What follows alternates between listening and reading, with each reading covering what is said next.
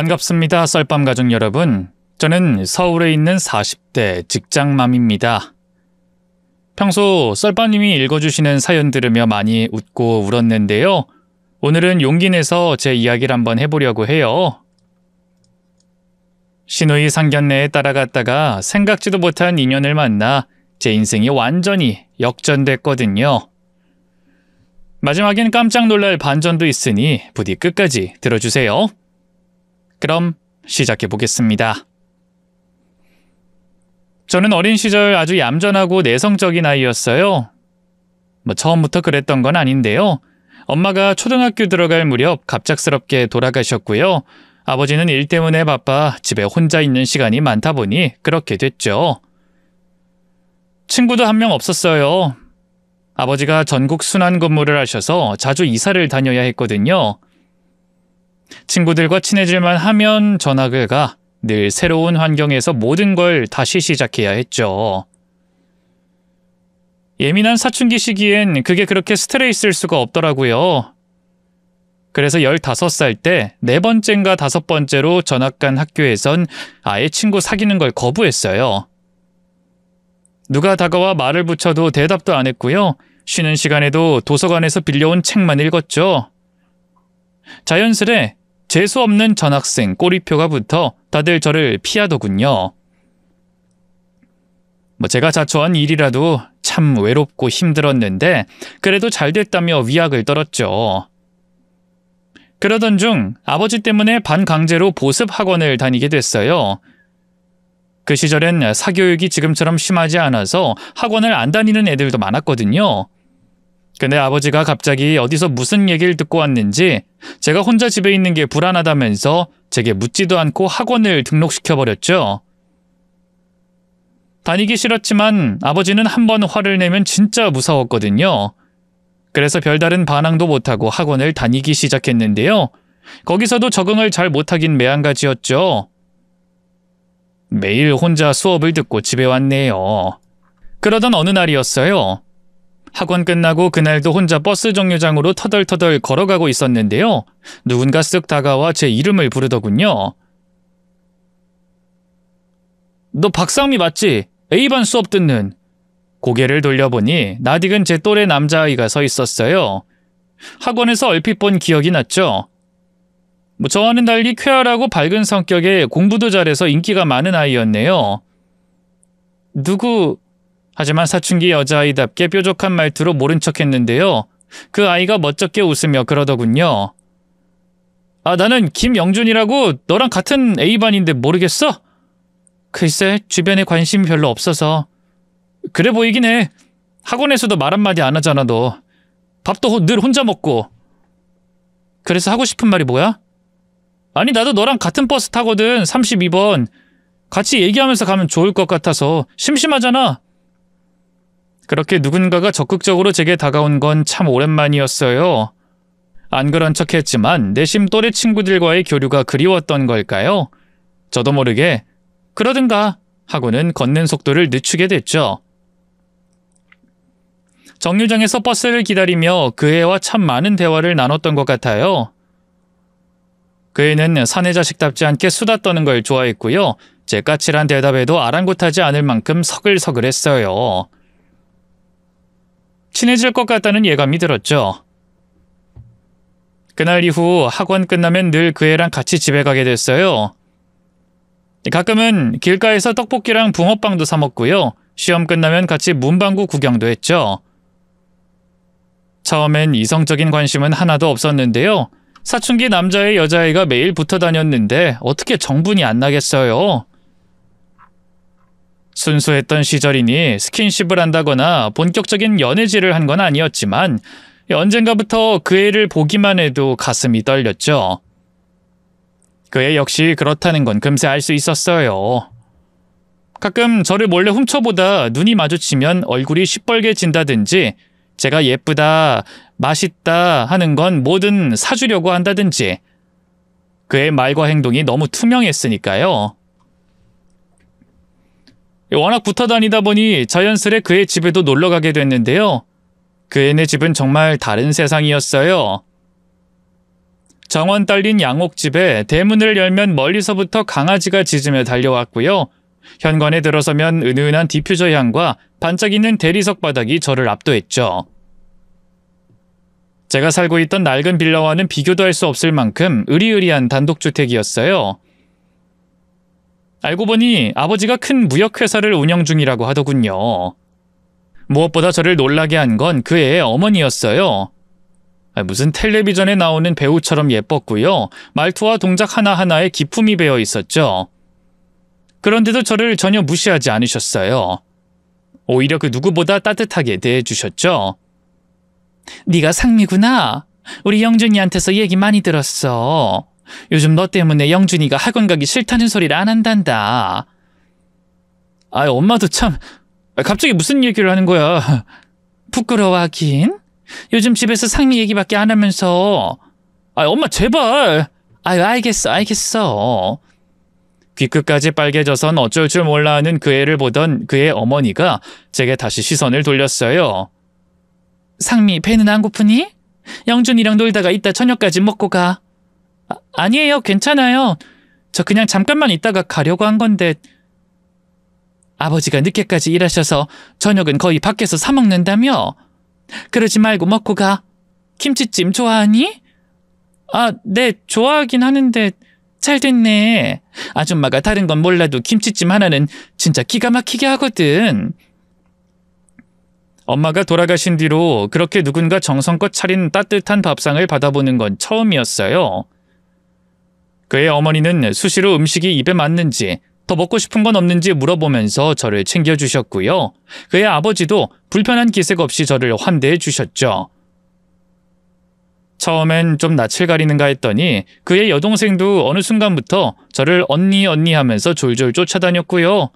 왠지 모르게 가슴이 뭉클했던 기억이 나네요. 그 후로도 자주 그 애네 집에 놀러 갔어요. 갈 때마다 그의 어머니는 저를 반겨주셨고요.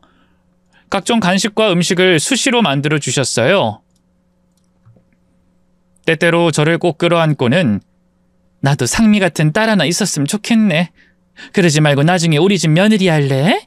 하는 농담을 건네셨죠.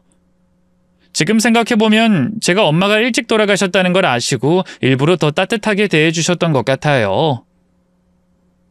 어쨌든 아주머니가 그런 농담을 할 때마다 그 애는 역시나 얼굴이 귀끝까지 새빨개지곤 했어요.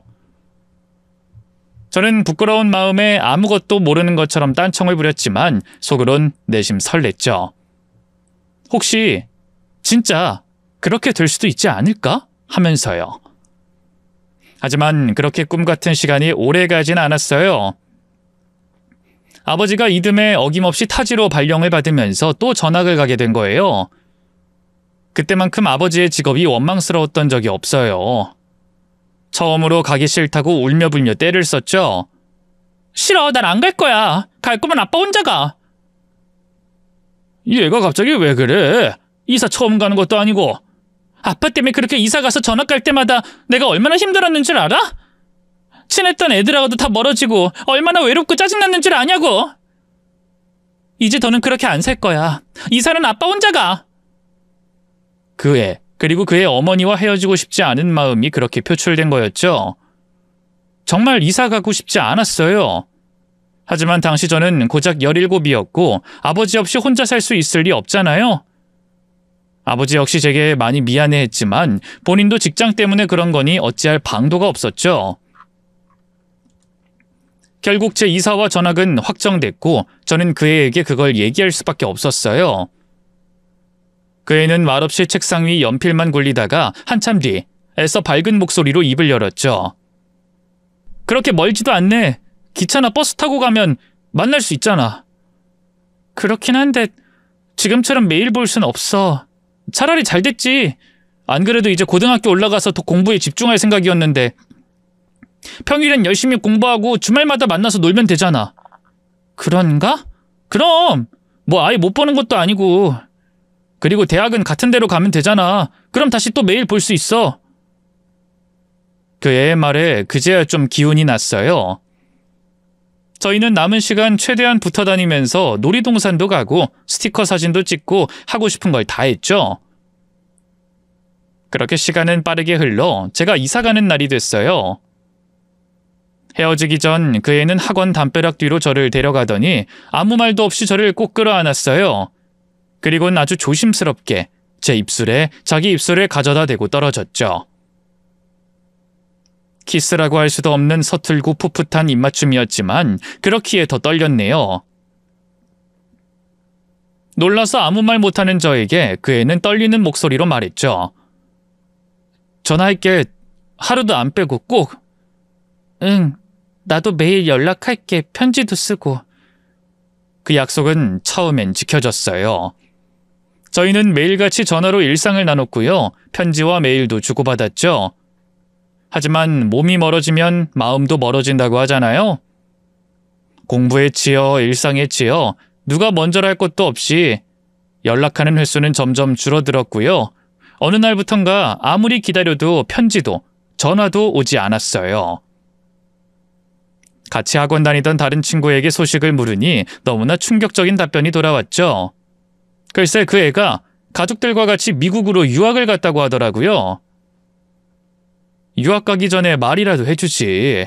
왜 아무 말도 없이 그렇게 가버렸는지 한동안 너무 슬프고 괴로웠어요. 매일 학교 끝나고 집에 돌아오면 방에 틀어박혀 울기만 했죠.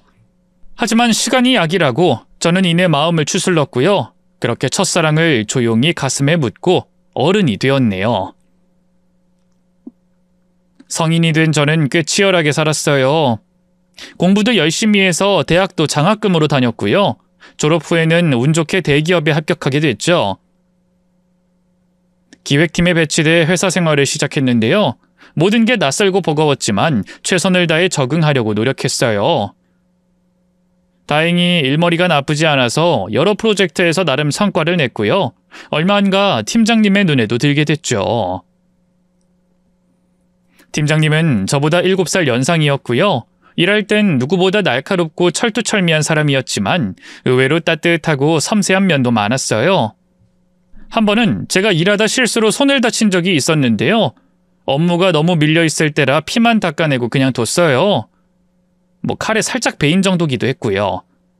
그런데 팀장님이 그걸 어떻게 하셨는지 점심시간이 끝날 무렵 제게 작은 비닐봉지를 내밀었어요. 열어보니 연고와 반창고가 들어있더군요. 아, 저 때문에 일부러 나가서 사오신 거예요? 밥 먹으러 나간 김에. 앞으로는 조심 좀 해. 상미 씨는 다 좋은데 너무 덤벙거려. 퉁박을 주는 말투였지만 그 안에 깃든 애정과 관심을 느낄 수 있었죠. 물론 상사가 부하 직원을 아끼는 마음 그 이상도 이하도 아니라고 생각했는데요. 몇 달 뒤에 팀장님이 생각지도 못하게 제게 자기 마음을 고백했어요. 저를 여자로서 좋아하고 있다고 하더군요. 처음엔 거절했는데요. 한결같이 제게 순애보를 보이는 팀장님에게 저도 점점 마음을 열게 됐어요. 결국 저희는 얼마 안 가 사귀게 됐고요. 2년쯤 만난 끝에 결혼까지 골인했습니다. 결혼하면 마냥 행복하기만 할 줄 알았는데요. 결혼은 엄연한 현실이더라고요. 특히 시댁과의 관계가 저를 많이 힘들게 했죠. 시부모님이 저를 별로 마음에 안 차 하셨거든요. 특히 시어머니는 처음 인사드리는 날부터 대놓고 제게 그러셨어요. 어릴 때 일찍 어머니가 돌아가셨다며? 편부 가정이라.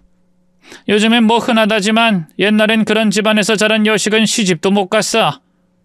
지혜미한테 보고 배운 게 없어서 할 줄 아는 게 아무것도 없으니까. 무슨 의도로 그런 말을 하는 건지 너무 기분이 나빴는데요. 그땐 어떻게든 결혼 허락을 받고 싶은 마음에 그냥 어색한 미소로 웃어 넘겼어요.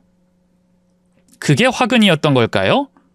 결혼한 뒤로도 시어머니는 툭하면 제게 이런저런 트집을 잡으셨고요.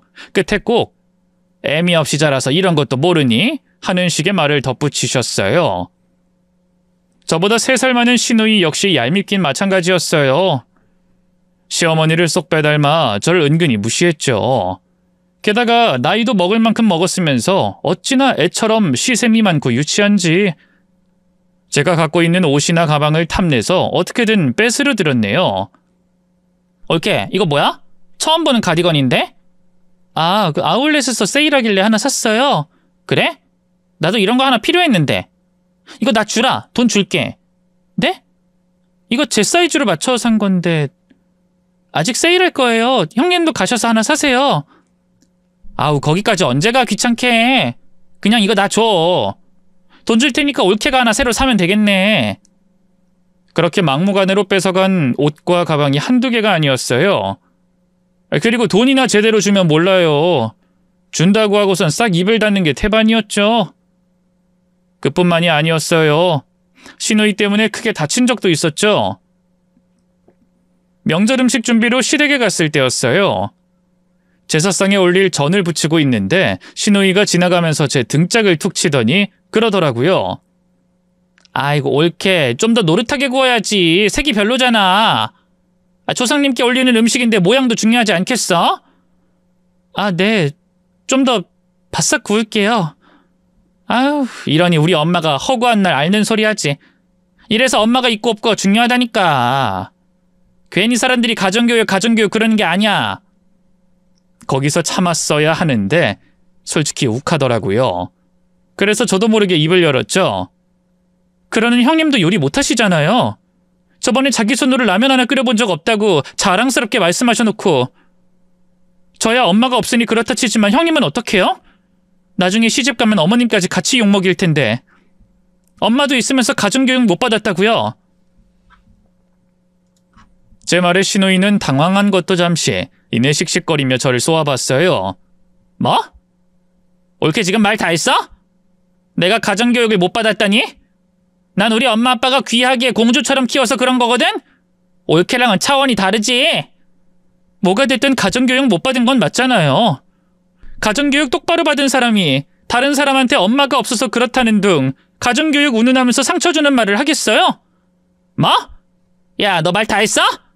어디 손윗 사람이 말하는데 꼬박꼬박 대들긴. 흥분한 시누이는 급기야 제 앞에 있던 프라이팬을 엎어버렸고요. 안에서 구워지고 있던 각종 전과 기름이 제 무릎 위로 쏟아졌어요. 따끔한 고통과 함께 악소리가 절로 나왔죠. 뜨거! 놀란 시누이가 어쩔 줄 몰라 하는 사이 소란을 듣고 시댁 식구들과 남편이 달려나왔어요. 아니, 이게 대체 무슨 일이야? 여보, 나 구급차 좀 불러줘. 그렇게 저는 전을 붙이다 말고 응급실로 실려갔고요. 2도 화상을 입고 한동안 병원 치료를 받아야 했죠. 그런데도 시누이는 사과하긴커녕 제 탓을 하기 바빴네요. 그것도 자기 유리한 쪽으로 부풀려서 말이죠. 내가 오죽하면 그랬겠어? 엄마도 봤어야 돼. 난 그냥 올케가 전을 너무 못 붙이길래 잘 좀 하라고 한마디 한 것뿐인데 눈을 동그랗게 뜨고 대들더라니까. 내가 엄마 닮아서 말을 싸가지 없게 한다는 등 가정교육을 못 받았다는 등. 아니, 내 욕하는 건 그렇다 쳐. 엄마 아빠까지 싸잡아 욕하는 건 좀 아니지 않아? 그래도 어른인데? 시누이의 말이 사실이 아니라고 해도 아무 소용없었어요. 시부모님은 당연히 제 말보단 시누이의 말을 더 믿었고요. 남편 역시 제 편을 들지 않았죠. 아무리 누나가 먼저 당신한테 시비를 걸었다고 해도 당신이 참았어야지. 우리 누나 그러는 게 하루 이틀이야? 내가 언제까지 참고만 있어야 하는데? 나 구박하는 것도 하루 이틀이지. 어떻게 허구한 날 돌아가신 우리 엄마를 입에 올리면서 모욕을 줘? 어머님도 형님도 정말 너무한 거 아니야? 뭘 또 모욕을 줬다는 둥 오바야. 그냥 어머니랑 누나 입장에선 당신이 부족한 게 많아 보이니까 자꾸 잔소리하게 되는 거지. 남편은 제가 시집살이 당하는 걸 조금도 심각하게 여기지 않았어요. 다른 집 며느리들도 다 그러고 산다는 둥, 제가 좀 더 잘하면 다들 마음을 열 거라는 둥 속편한 소리만 했죠. 제가 아무리 힘들다고 울고불고 해도 그저 철없는 아내의 우는 소리 정도로만 받아들였네요. 연상의 직장 상사였기 때문일까요? 매사 자기가 다 옳다는 식으로 저를 가르치려고만 들었죠. 결혼 전엔 세상 다정한 남자였던 사람이 어떻게 그렇게 변할 수가 있는지, 아니 어쩌면 이게 본 모습이었고 연애 시절엔 절 속이고 있던 걸지도 모르죠. 맘 같아선 바로 이혼하고 싶었는데요. 결혼한 지 2년 만에 애가 들어서면서 그 마음도 흐지부지 되고 말았어요. 제가 편부 가정에서 자랐다 보니 저희 아이만큼은 정상적인 가정에서 부모 둘의 온전한 사랑을 받으면서 크길 바랬거든요. 적어도 아이가 성인이 돼 독립을 할 때까지만이라도 버텨보기로 했죠. 그렇게 아이를 위해 하루하루를 견디며 살았지만 그 사이 제 마음은 아무도 모르게 서서히 병들어가고 있었죠. 그때만 해도 꿈에도 몰랐어요. 시누이의 결혼이 제 운명을 확 뒤바꿔 놓을 줄은 말이죠. 시누이는 외모 콤플렉스가 심한 편이었어요. 알고 보니 어릴 때 뚱뚱하고 못생겼다는 이유로 같은 반 친구들에게 따돌림을 당한 경험이 있다고 하더군요. 그래서 대학에 들어가자마자 독하게 다이어트를 하고요. 성형수술로 얼굴도 거의 갈아엎다시피 했죠. 그래서인지 시누이는 또래 여자들보다 어리고 예쁜 편이었어요. 그래도 만족을 못해서 늘 피부과나 성형외과에 가서 주기적으로 시술을 받고요. 살 빼는 약이다 뭐다 이것저것 챙겨 먹으면서 정작 밥은 잘 먹지 않았죠. 살찐다고요? 그렇게 나름 독하게 관리한 덕인지 시누이는 남자들에게 인기가 많았어요. 사귀는 남자가 수시로 바뀌었는데요. 대부분 다 사자 전문직이거나 사업하는 남자들이었죠. 그래도 결혼까지 간 남자는 하나도 없었어요. 대부분 사귀다 시누이의 막 나가는 성격과 사치스러움에 질려 도망쳐버렸거든요. 그런 시누이가 갑자기 결혼을 하겠다고 했을 땐 얼마나 놀랐는지 몰라요. 상대는 그냥 평범한 남자도 아니고요. 집도 부자에 남자 본인도 잘 나가는 대학병원 의사라고 하더군요. 그뿐인가요? 시어머니 말론 지금까지 시누이가 만났던 남자 중에 제일 키가 크고 잘생겼다 하대요.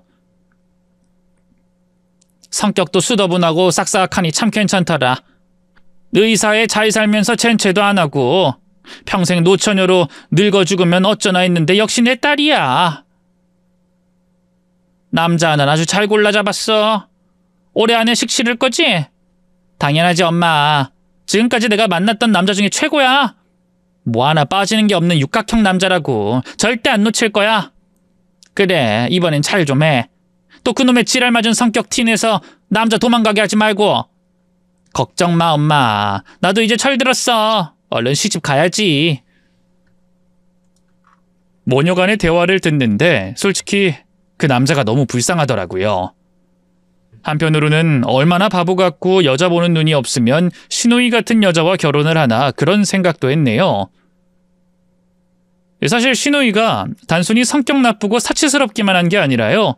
남자 없으면 못 살아서 나이트 같은 데 가서 원나잇도 많이 하고요. 술 먹으면 이 남자 저 남자 다 만나고 다녔거든요. 그래서 성병으로 고생 꽤나 한 적도 있고 시아버지랑 남편은 모르지만 애를 뗀 적도 있어요. 시어머니가 당장에 병원비가 없으니 저한테 돈 좀 빌려달라고 연락이 와서 저도 알게 됐죠. 솔직히 다른 건 몰라도 애를 뗀 적이 있는 건 그 남자한테 말해야 하는 거 아닌가 싶었는데요. 언뜻 운을 떼자마자 시어머니와 시누이는 난리를 쳤어요. 올케 미쳤어? 그걸 그 사람한테 왜 말해야 하는데? 그래도 결혼하면 평생 함께할 부부가 되는 건데 속이는 게 없어야 하지 않겠어요? 좋은 사람이라면서요. 얘기하면 이해해 줄 거예요. 이해 못하고 난리치면 어차피 그 정도 그릇밖에 안 되는 남자니까 헤어지면 되고요. 말이 되는 소리를 해. 내가 이 사람 잡는다고 얼마나 고생했는데 헤어지긴 왜 헤어져? 웃겨 진짜. 올케 지금 나 질투해서 이래? 네? 제가 형님을 왜 질투해요? 솔직히 말해봐. 내가 돈 많은 의사한테 시집가게 되니까 배 아파? 그러자 옆에서 저를 못마땅한 눈길로 바라보던 시어머니가 헛웃음을 쳤어요. 하! 네 주제를 알아야지. 너한테 의사 마누라 자리가 가당키나 하니? 나 진철이가 착해서 그렇지. 원래 같았으면 넌 우리 집안 며느리도 못 됐어 이거사. 쓸데없는 소리 하지 말고 입 조심이나 해. 혹시라도 네 시아버지나 진철이한테 쓸데없는 소리 하기만 해봐. 긁어 부스럼 만들지 말라고. 결국 저는 아무 말도 못하고 입을 다물 수밖에 없었고요. 그 사이 시누이는 자기 남자친구를 정식으로 집에 인사시켰고 순조롭게 결혼 준비를 해나갔어요. 얼마 안가 상견례도 잡혔는데요. 저와 남편도 함께 참석하게 됐죠. 솔직히 내키지 않았는데요. 다른 것도 아니고 가족 상견례를 거절할 명분이 없었네요. 상견례 날 시부모님 그리고 시누이와 함께 움직였는데요. 도착하니 상대 측은 아직 안 온 것 같더라고요. 그래서 미리 예약해둔 룸에 앉아 기다렸죠. 집에서 오만방자한 폭구인 시누이가 그날만큼은 긴장됐나 보죠. 물을 수시로 마시면서 어쩔 줄 몰라 하더군요. 그렇게 한 10분쯤 지났을까요? 마침내 룸의 문이 열리면서 시누이의 예비 신랑과 예비 시댁 식구들이 안으로 들어왔죠. 저는 재빨리 일어나 반사적으로 그 사람들을 살펴봤는데요. 시누이 말처럼 예비 신랑이 참 키도 훤칠하니 잘생겼더군요. 그 여동생이나 예비 시부모님도 참 인상 좋아 보이는 게 저처럼 혹독한 시집살이를 할 걱정은 없겠더라고요.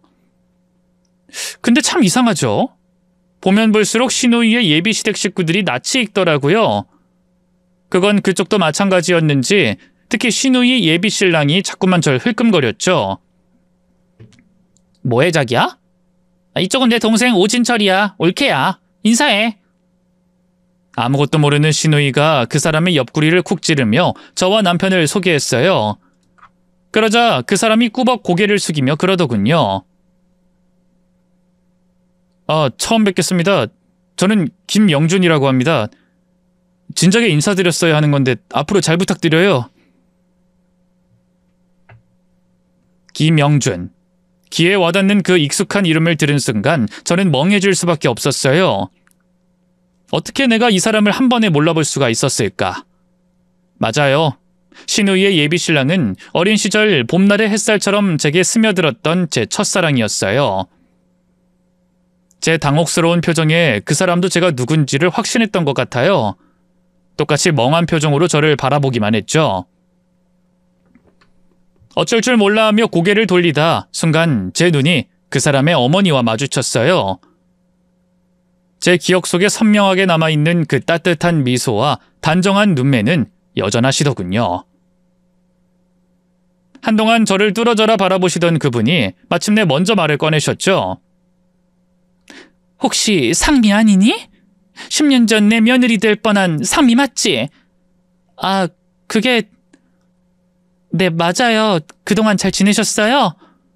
망설이다 고개를 끄덕이며 긍정하니 아주머니가 다가와 저를 끌어안으셨어요. 세상에 어떻게 이런 자리에서 또다시 만나? 너랑 우리가 확실히 인연은 인연인가 보다. 이렇게 보니까 옛날 얼굴 그대로네. 그동안 잘 지냈지? 아버지도 건강하시고. 네, 잘 지냈어요. 영준아, 너도 상미랑 인사해. 상미 기억하지? 네가 그렇게나 좋아했던. 아주머니 말에 그 사람이 천천히 제게 손을 내밀었어요. 오랜만이다, 상미야. 이렇게 보게 될 줄은 몰랐네. 저는 망설이다 그 손을 잡았어요. 그 모습을 잠자코 지켜보던 남편이 물었죠. 아니, 이게 대체... 당신 이분들이랑 어떻게 아는 사이야? 영준이랑 나랑 어릴 때 같은 동네 살던 친구 사이야. 학원을 같이 다녔거든. 그러자 이번엔 시어머니가 입을 열었어요. 아까 안 싸더니 며느리 될 뻔한 어쩌고 하던데 혹시 둘이 사귀었던 건 아니지? 그게 어렸으니까 뭐 진지하게 사귀거나 했던 건 아니고요. 그냥 친하게 지냈어요. 그러자 아주머니가 얼른 끼어들었어요. 어머, 그렇게 말하면 섭섭하지 상미야. 우리 영준이가 널 얼마나 좋아했었는데. 실은 우리 영희가 갑자기 좀 크게 아팠어서 그 병 고친다고 온 가족이 많이 힘들었거든. 미국에 있는 저명한 의사한테 치료받겠다고 다 같이 이민도 가고. 영준이가 그걸로 너랑 연락이 끊기면서 많이 힘들어했어. 한국 와서 너 찾으려고 여기저기 연락도 하고 그랬었는데. 몰랐던 사실에 깜짝 놀랐어요. 저는 그냥 몸이 멀어지면서 마음도 자연스럽게 멀어진 줄 알았는데 그 사람은 꽤 오랫동안 저를 그리워했다고 하더군요. 저는 당황해서 뭐라 대답도 못한 채 어색하게 웃기만 했는데요. 뒤늦게 시누이의 새파랗게 질린 얼굴이 눈에 들어왔어요.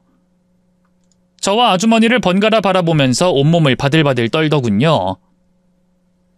처음엔 왜 저러나 했어요. 워낙 질투심이 많은 사람이니까 또 저와 그 사람의 옛 인연을 질투하나 했죠.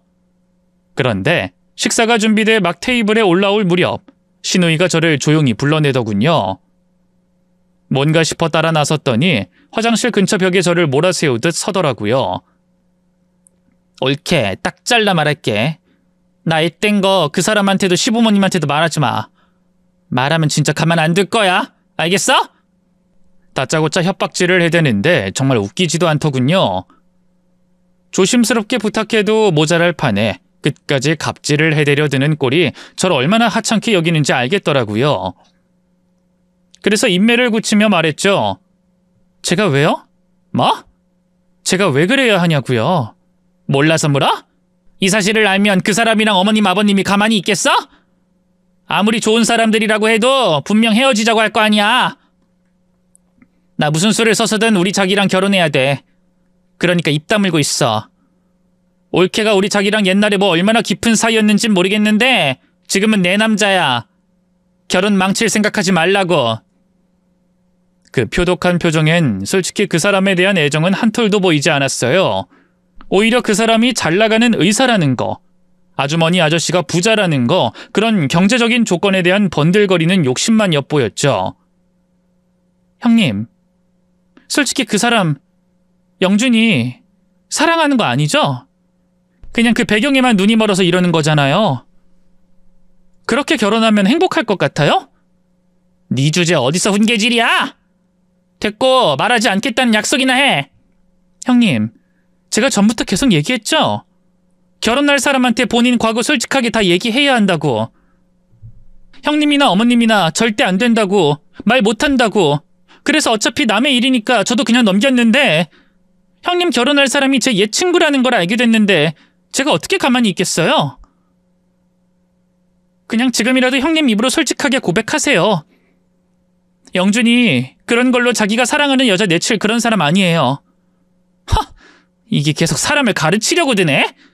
야, 내가 미쳤냐? 세상에 어느 남자가 결혼할 여자가 전에 다른 남자 애를 뗐다는데 좋다고 해. 너 자꾸 우리 자기랑 나 헤어지게 만들려고 수쓰는 것 같은데 그런 거 아니라고 했잖아요. 이렇게 계속 말 못하겠다고 버티시면 어쩔 수 없네요. 제가 얘기하는 수밖엔. 이게 진짜... 야! 너 그때 나 때문에 화상 입고도 아직도 정신 못 차렸구나? 신우이가 분노에 찬 고함을 내질렀고 동시에 한쪽 뺨이 불에 대인 듯 뜨거워졌어요. 신우이가 제 싸대기를 때린 거였죠. 네가 나 질투해서 그러는 거 모를 줄 알아? 왜? 뭐 이제 와서 우리 자기 다시 보니까 욕심나니? 진철이가 너 더는 여자 취급도 안 해주니까 옛사랑한테로 돌아가고 싶어? 정신 차려. 우리 자기가 지금 사랑하는 건 나거든? 내 결혼 망치기만 해봐. 정말 가만 안 둘 줄 알아? 신우이가 그렇게 고래고래 소리를 질러대자 상견례 룸 안에 있던 시어머니와 남편이 밖으로 나왔어요. 뺨을 부여잡고 있는 저를 보고는 둘 다 놀라서 눈을 크게 뜨더군요.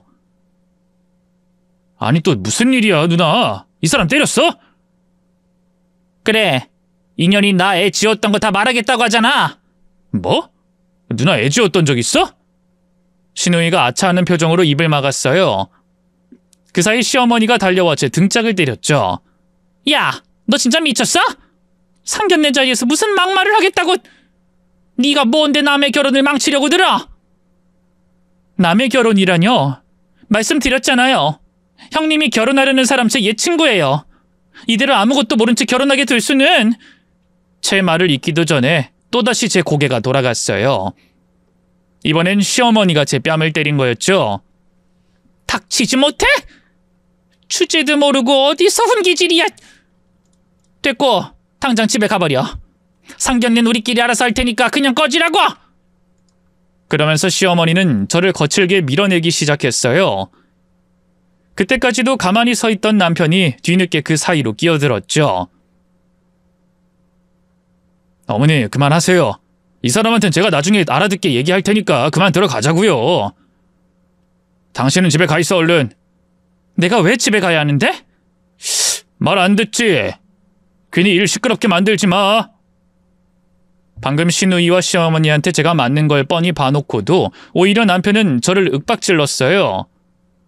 괜찮냐고 묻지도 않았죠. 그 순간 깨달았어요. 남편은 남의 편이 맞다는 걸. 이 사람은 저를 사랑하는 게 아니었어요. 그저 조용히 자기 말에 순종하면서 공짜로 애 키워주고 살림해줄 여자가 필요해 같이 사는 것뿐이었죠. 그걸 깨닫고 나니 이 결혼을 유지하기 위해 아등바등했던 지난날의 제가 너무 바보같이 느껴졌어요. 더는 안 되겠다. 당신이랑 더는 못 살겠어. 뭐? 갑자기 그건 또 무슨 말이야? 이혼하자는 거야. 당신 같은 남자가 우리 아들한테 좋은 아빠가 될 리 없는데 바보같이 난 대체 왜 그동안 당신이랑 이혼 안 하려고 버텼던 걸까? 아, 이혼이라니? 지금 진심으로 하는 말이야? 그럼 내가 뭐 농담하는 거겠어?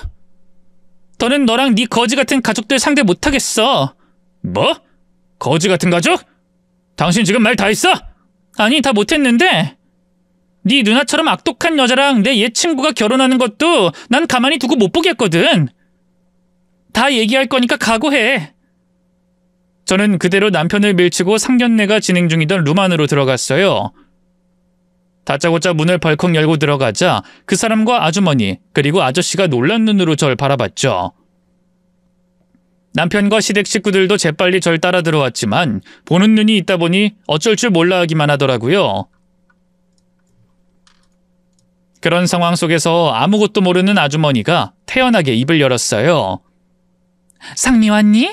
얼른 앉아서 여기 음식 좀 먹어보렴. 맛이 아주 좋아. 저는 그런 아주머니를 향해 떨리는 목소리로 입을 열었죠. 아주머니, 이 결혼 하시면 안 돼요. 형님 좋은 여자 아니거든요. 야, 너 그만 못해? 닥쳐, 닥치라고! 제가 운을 떼자마자 흥분한 시누이가 달려와 거칠게 제 입을 막으려 들었어요. 하지만 저는 그런 시누이를 밀치고 재빠르게 말을 이었죠. 옛날부터 이 남자 저 남자 만나고 다니면서 성병 걸린 적도 있고요. 애가 생겨서 지운 적도 있어요. 그뿐인 줄 아세요? 성격은 얼마나 고약한지 절 죽도록 괴롭혔다고요. 저 방금도 밖에서 뺨 맞았어요. 더는 못 참겠어서 이혼할 건데요. 아주머니도 이 결혼 허락하시면 안 돼요. 영준이가 아무리 형님이 좋다고 결혼하겠다고 해도 결사 반대하셔야 한다고요. 차마 그 사람한테 직접적으로 말할 용기는 안 나서 아주머니를 향해 얘기했는데요. 정작 아주머니는 너무 놀라서 아무 말씀도 못 하시고요. 차분하게 절 보고 있던 그 사람이 입을 열었어요. 지금 한 말 다 사실이야? 그러자 시누이가 재빨리 그 사람 앞으로 달려갔어요. 아니야, 자기야. 인연이 지금 내가 자기랑 결혼하는 거 질투해서 회방 놓으려고 거짓말하는 거야. 자기 다 알잖아. 자기 만나기 전까진 남자랑 말도 잘 못했던 거. 근데 내가 어떻게 그런 더러운 짓을 했겠어?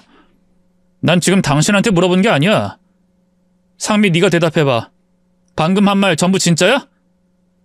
그 사람의 단호한 물음에 형님도 더는 아무 말도 못했어요. 저는 그 사람의 고든 눈빛을 정면으로 받아내면서 차분하게 고개를 끄덕였죠. 그래, 다 사실이야. 형님 애 지울 때 병원도 같이 갔었는걸. 아니, 그게 아니라 진희 씨가 널 괴롭히고 방금도 뺨을 때렸다며. 진짜야? 형님의 과거 문란했던 생활에 대해 캐묻는 줄 알았는데 그 사람이 물어본 건 어이없게도 형님이 저를 얼마나 괴롭혔는지 방금도 뺨을 때렸는지였어요. 당황해서 고개만 끄덕거리자 그 사람이 벌떡 일어나 제 쪽으로 다가오더군요. 그리고 조심스럽게 제 뺨에 손을 올렸죠. 많이 부었네. 다행히 찢어지진 않은 것 같은데 바로 찜질하고 약 발라야겠다. 잠깐만. 그 직원한테 부탁해서 차가운 물수건이랑 얼음 가져다 줄게. 저는 밖으로 나가려는 그 사람을 재빨리 붙잡았어요. 잠깐만. 지금 내 뺨이 문제가 아니라 결혼은 안 할 거니까 걱정하지 마. 예상 밖의 대답에 저는 놀라서 입을 벌렸고요. 옆에 있던 형님은 갑자기 머리를 쥐어뜯으면서 괴성을 질렀어요. 자기 지금 여자친구인 나보다 2년 말을 더 믿는 거야? 내가 아니라고 했잖아. 애 지운 적 없다고! 그래? 낙태 사실은 병원 기록만 떼어봐도 다 나와. 아니, 그냥 동료 의사들한테 건너 물어보기만 해도 알 수 있지. 내가 의사라는 걸 설마 잊은 건 아니지? 그 사람이 똑 부러지는 말에 시누이는 파랗게 질려선 바들바들 떨기만 했어요. 그러다 갑자기 왈칵 울음을 터뜨리더군요. 그래, 맞아. 나 애 지운 적 있어. 근데 자기를 너무 사랑해서 자기를 잃고 싶지 않아서 그랬던 거라고. 그런 내 마음 정말 모르겠어? 과거 좀 숨겼다는 걸로 바로 파혼하자니 어떻게 그럴 수가 있어? 뭔가 오해하는 것 같은데 내가 당신이랑 헤어지려는 건 당신이 과거에 애를 지웠기 때문이 아니야. 그런 건 당신 말처럼 사랑한다면 얼마든지 품어줄 수 있는 문제지. 다만 방금 내가 내 마음을 깨달아 버렸거든. 난 당신을 사랑하지 않아. 뭐? 갑작스러운 그 사람의 고백에 신우이가 충격받아 휘청거렸어요. 그러거나 말거나 그 사람은 계속해서 차분하게 고백을 이어갔죠. 사실 그동안 당신이 날 너무 좋아해주니까 그 마음이 고마워서 결혼하려고 했던 건데 그동안 계속 이 결혼에 대한 확신이 없었거든. 근데 방금 내 마음을 알았어. 난 당신 사랑하는 거 아니야. 그래서 이 결혼도 못해. 그게 무슨 말도 안 되는... 인연 때문이야? 이제 와서 인연 다시 만나니까 막 옛 감정이 올라오고 그래? 그러자 잠시 망설이던 그 사람이 너무나 충격적인 대답을 했어요. 솔직히 그렇지 않다고 부정하진 못하겠네. 근데 설마 상미를 다시 만나지 않았다고 해도 나 당신이랑 결혼 안 했을 거야. 그냥 끌려가듯이 결혼했다고 해도 결국엔 이혼했겠지. 당신 본성을 나한테 평생 감추진 못했을 테니까. 어떻게 자기 가족한테 이렇게 무자비하게 손을 올려? 그런 공격적이고 천박한 여자 나랑은 안 맞아. 그 잔인한 말 앞에서 신우이는 아무 대답도 못하고 바들바들 떨기만 했어요. 그러다 갑자기 절 노려보더니만 비명을 지르며 제게 달려들었죠. 이게 다 너 때문이야. 네가 내 결혼을 망쳤다고! 이걸 어떻게 책임질 거야? 하지만 제가 바보도 아니고 2번 맞아줄 이유가 있나요? 저는 제 얼굴을 향해 날아오는 신우이의 팔을 잡아챘고요. 신우이가 당황하는 틈을 타서 역으로 신우이의 뺨을 시원하게 날려줬어요. 그리고 연거푸 한쪽 뺨을 또 때렸죠. 내가 당신 동생이랑 이혼할 거라고 했지? 그럼 이제 우리 아니 남보다도 못한 사이인데 내가 더는 참아줄 이유가 없잖아? 한 번만 더 내 몸에 손대봐. 그땐 2배가 아니라 10배로 갚아줄 테니까. 너 진짜... 제 기세에 눌린 신우이는 더는 아무 말도 못하고 그 자리에 털썩 주저앉았어요. 놀란 시부모님이 달려가 그런 신우이를 부축했죠. 저는 그 모습을 지켜보다가 상견례장을 나오려고 했는데요. 남편이 달려와 그런 저를 붙잡더군요. 기다려! 어딜 혼자 가려고? 같이 가야지! 내가 왜? 말했잖아, 이혼하자고. 나 지금 집에 가서 짐 싸서 하준이 데리고 바로 나올 거야. 하준이는 당연히 내가 키울 거니까 양육비나 두둑하게 준비해두고. 이혼 서류에 사인도 바로 해. 괜히 시간 끌지 말고, 알겠어? 당신 진짜 진심이야? 정말로 나랑 이혼할 거냐고? 당연하지. 내가 그동안 7살이나 많은 배 나오고 못생긴 당신을 참고 살아준 이유가 뭔데? 다 하준이 때문이었어. 근데 오늘 내가 당신 보는 앞에서 당신 식구들한테 맞는데도 당신 괜찮냐고 물어보지도 않았지? 아니 그거야 당신이 자꾸 일을 키우려고 하니까. 내가 일을 키우긴 뭘 키워? 설사 그렇다고 해도 거기서 내 편 안 들고 얼른 집에나 가라면서 몰아세우는 게 남편이야? 오늘 확실히 알았어. 당신은 날 사랑하는 것도 아니고 우리 하준이한테 좋은 아빠가 될 그릇도 안 되는 사람이야. 앞으로 다신 나랑 하준이 볼 생각하지 마. 아이씨 진짜 아까부터 따박따박. 됐으니까 일단 집에 가서 얘기해.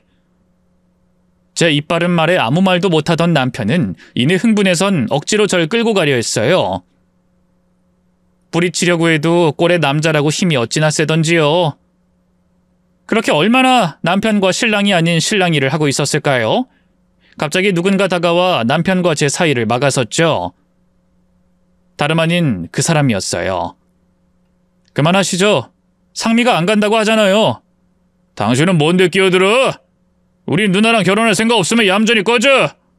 그렇게는 못하겠는데 상미 건드리지 말고 너나 꺼져. 욱했던 남편은 그 사람의 냉철한 눈빛 앞에서 한껏 쪼그라들었고요. 나중에 연락할게. 말을 더듬으며 시댁 식구들의 뒤를 따라 황급히 사라져버렸어요. 그 사람이 남편보다 훨씬 키도 크고 덩치도 좋았거든요. 붙어봤자 자기가 질 것 같으니 내뺀 거였죠. 그 모습이 어찌나 한심하던지 이혼을 결심하길 잘했다 싶더군요. 이후 저는 바로 짐을 싸들고 아들과 함께 친정에 몸을 의탁했고요. 여러 우여곡절이 있었지만 무사히 이혼에 성공했답니다. 처음엔 절 붙잡던 남편도 나중엔 악에 받쳐서는 내가 너 아니면 안 될 줄 아냐고 더 어리고 예쁜 여자 만나서 재혼할 거라며 큰 소리 쳤는데요. 뭐 지가 연예인도 아니고 그 나이에 어디 가서 어리고 예쁜 여자를 만나나요. 배 나오고 머리 벗겨지는 추레한 아저씨일 뿐인데요. 실제로 남편은 여직 재혼 못하고 혼자 살고 있어요. 그뿐인가요? 회사에서도 진작에 명예퇴직당해서요. 재취업도 못하고 퇴직금으로 치킨집을 차렸죠. 하지만 장사에 장자도 모르던 사람인데 잘 해낼 리가 있나요? 결국 다 말아먹고 지금은 시부모님 집에 얹혀 산다 하더군요. 신우이 역시 파혼당한 후 다른 남자와 결혼하는 데 실패했고요. 스트레스로 폭식하다 살만 뒤룩뒤룩 쪄서 지금은 은둔형 외톨이로 지낸다 하더라고요. 졸지에 시부모님은 다 큰 자식 둘을 건사하느라 그 나이 먹도록 뼈가 부서져라 일만 한다 하더군요. 뭐 뿌린 대로 거두는 거라 안타깝진 않네요.